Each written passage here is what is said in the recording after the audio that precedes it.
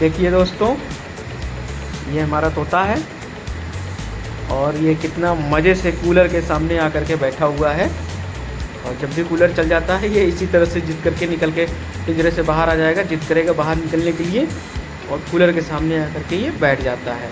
देखिए कितने मज़े से कूलर की हवा ले रहा है, ऐसा लग रहा है जैसे सारा का सारा कूलर की हवा इसी के लिए है और किसी और के लिए है ही नहीं। देखिए इसको कितना मज़े से चारों तरफ मुंडी घुमा करके हवा का मज़ा ले रहा है। ये देखिए देखिए देखिए, इसको बहुत पसंद है मुझे लग रहा है कि। बाकी उसके बाद देखिए बिस्तर